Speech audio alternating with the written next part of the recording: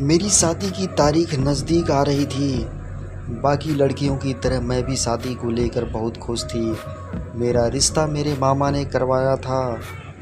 लड़का एक अमीर परिवार से था और प्राइवेट बैंक में क्लर्क की नौकरी करता था। इसलिए मेरे सभी घर वाले इस रिश्ते से बहुत खुश थे। शादी से पहले हम दोनों ने फ़ोन पर बातें करनी शुरू कर दी थी। उसका नाम दिनेश था। एक रात जब मैंने उससे बात कर रही थी तो उसने कहा कि शादी की पहली रात को ना तो हम दोनों एक दूसरे को देख सकते हैं और ना ही एक दूसरे से बात कर सकते हैं, क्योंकि ऐसा हमारे घर में रिवाज है और यह बहुत लंबी समय से चलता आ रहा है।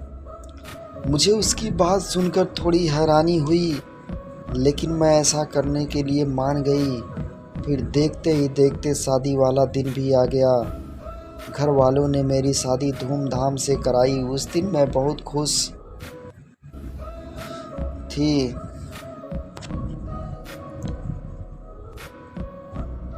अपने पति के कमरे में बैठकर उसके आने का इंतज़ार कर रही थी।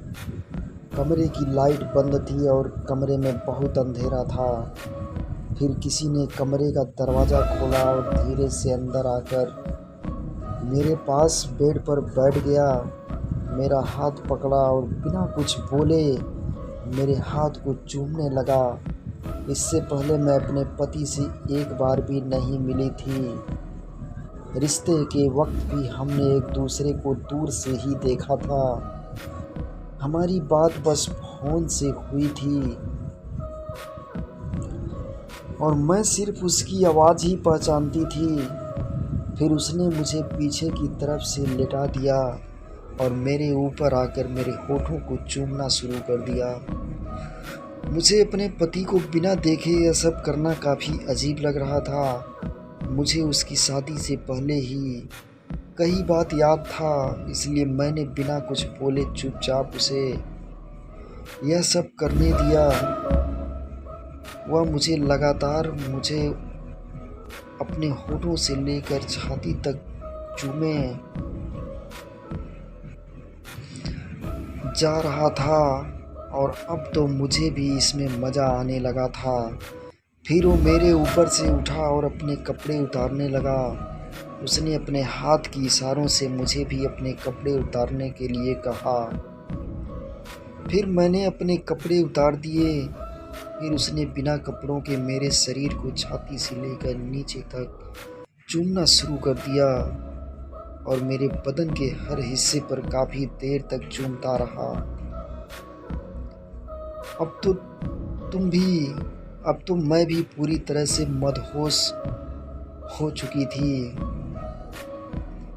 और मेरी धड़कन काफ़ी तेज चल रही थी। मुझसे भी अब सब्र नहीं हो रहा था। तभी मुझे एक तेज़ झटका लगा और मेरा तो जैसे कलेजा ही मुंह में आ गया।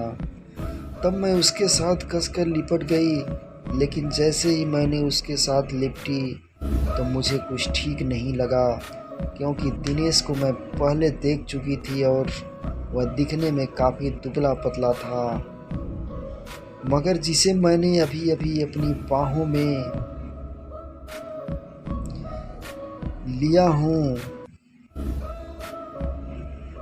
उसके शरीर का आकार वैसा बिल्कुल भी नहीं था जैसा दिनेश का था। अब मुझे शक होने लगा था कि यह मेरा पति नहीं है बल्कि कोई और आदमी है, लेकिन मैं कुछ बोल नहीं सकती थी। मैं अभी यह सोच रही थी कि इतने में उसने अपना काम पूरा कर लिया और फिर मेरे ऊपर से हटा और अपने कपड़े पहनकर बिना कुछ बोले मेरे पास बेड पर लेट गया। मेरे दिमाग में बहुत सी बातें घूम रही थी। वैसे ही सोचते हुए 2-3 घंटे गुजर गए और अब तो सुबह भी होने वाली थी कि बाहर के किसी की हल्की सी जानी पहचानी सी आवाज़ सुनाई दी। मेरी धड़कन बहुत तेज हो गई। मेरा शक अब यकीन में बदलने लगा। क्योंकि यह आवाज़ तो मेरे पति दिनेश की आवाज़ की जैसी थी। सच जानने के लिए मैं चुपचाप बिना कोई शोर किए बेड से उठी और धीरे धीरे अपने बैग में से अपना फ़ोन निकाला। फिर जैसे ही मैंने फ़ोन की फ्लैश लाइट ऑन की, तब उसकी तरफ देखा तो मेरे होश उड़ गए। मेरा पति नहीं बल्कि ससुर था। मेरी तो जैसे जान ही निकल गई। मैंने जल्दी से अपनी मम्मी को फ़ोन किया, सब कुछ बता दिया। तब तक मेरा ससुर भी जाग गया था। उसे पता चल गया था कि मैं सब कुछ जान चुकी हूँ, इसलिए चुपचाप उठकर कमरे से बाहर चला गया। मेरे घर वाले कुछ ही देर बाद मेरे ससुराल आ गए। मैंने रोती हुई पूरी बात बता दी। तब बात करने पर पता चला कि मेरा पति दिनेश नपुंसक था। इससे पहले भी उसकी 2 शादियां हो चुकी थी, लेकिन दोनों बीवियों का सच जानने के बाद उसे छोड़कर चली गईं। इसलिए दिनेश के घर वालों ने प्लान बनाया था कि दिनेश के पिता मेरे साथ सुहाग रात मनाकर मुझे प्रेग्नेंट कर देंगे और अगले ही दिन दिनेश को 2 साल के लिए विदेश भेज देंगे। इस तरह से अगर मुझे शादी के 2 साल बाद सच का पता भी चल जाए तो मैं बच्चे के लिए दिनेश के साथ रहने को मजबूर हो जाऊंगी। सच जानने के बाद मेरे घर वाले तुरंत मुझे लेकर घर वापस आ गए और मैंने दिनेश के साथ साथ उसके परिवार के ऊपर मेरे साथ धोखे से शादी करने और फिर गलत काम करने के केस कर दिया। शादी पूरी ज़िंदगी का बंधन होता है और इस शादी में ईमानदारी बहुत ज़रूरी है। आप आधे सच और झूठे के बल पर एक मजबूत रिश्ता नहीं बना सकते। जी हाँ दोस्तों, आशा करता हूँ कि ये वीडियो आपको पसंद आई होगी। कमेंट में अपनी राय ज़रूर बताएं।